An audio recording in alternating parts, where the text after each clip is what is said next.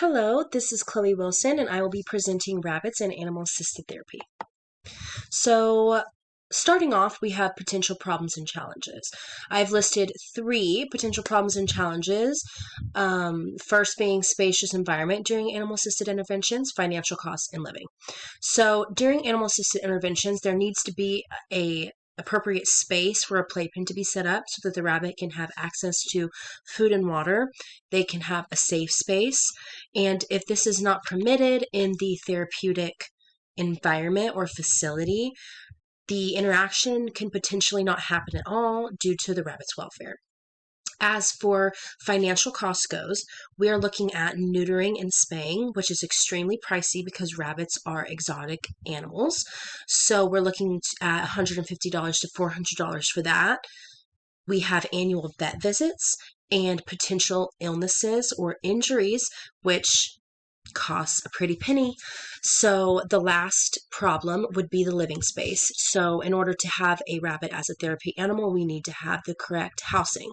They do require a large space for free roaming, appropriate exercise, and also a playpen for a sleeping area, litter box, and food and water. So these are all potential problems that we can face when using rabbits.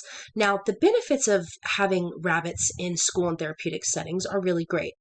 The human is going to benefit from having reduced loneliness, pain, stress, and after these interventions, they're actually going to experience a natural use of socialization in the outside world with other humans. The animal is going to benefit by getting to play. They're going to be rewarded, lots of social time and lots of attention, which is great because rabbits are extremely social animals. As for the human-animal interactions, the question listed is, how might we change the interaction to improve the benefits? And the answer to that is, for one, having a moderately quiet environment. It doesn't need to be pin drop quiet, but it does need to be on the more calm and quiet side. This is going to prevent stressors for not only the rabbit, but also the client involved. The rabbit's behavior needs to be carefully watched before, during, and after to ensure that there's not any irritable behaviors going on. And if there is, the rabbit needs to be removed. Then lastly, reinforcing the rabbit and providing a comfortable area and having the client know how to properly handle the rabbit is going to essentially give the best outcome from these interventions with a comfortable client, a comfortable rabbit, and a comfortable environment. Now, for operant conditioning and positive reinforcement, this is so important for not only the rabbit and the client, but also the rabbit and the handler. We need to have a nice bond between the animal and the handler so that it trusts the situation and the environments that it is put in. So we use a clicker in training treats for rabbits. So before the behavior, we click, we hand feed a treat. This teaches the rabbit and it motivates the rabbit to want to repeat these positive behaviors. And essentially, this is going to make animal-assisted interventions even better because they're going to be getting rewarded for these good behaviors. So this also, like I said before, it's going to protect the animal and the handler's bond, and also prioritize the welfare during animal-assisted interventions because they're going to be consenting and feeling motivated to want to interact with this human during the intervention.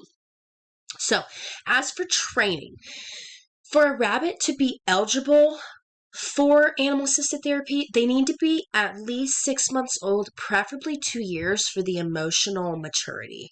They need to be potty trained, so they should be able to use a litter box. We should not be having poop and pee. It should be taken care of. There needs to be no history of aggression. They need to have lived with the handler for at least 6 months for a nice established bond.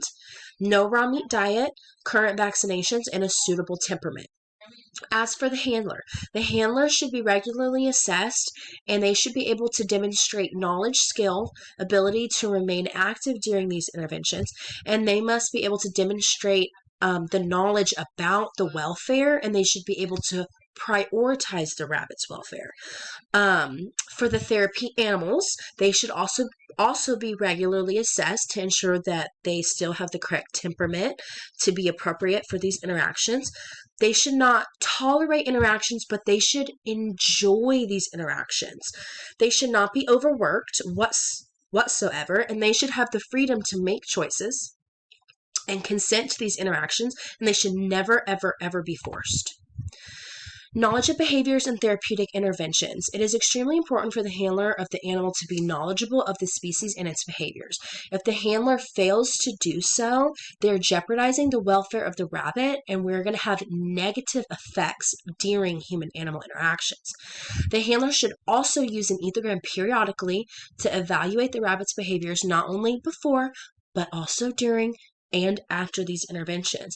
Failure to evaluate the rabbit's behavior before, during, and after the human-animal intervention can be traumatic for both the human and the animal. Lastly, I have found some pictures of animal-assisted therapy with the use of rabbits. We have hospital settings, school settings, and group therapy settings. Another amazing thing about rabbits is they can actually bond with dogs and cats.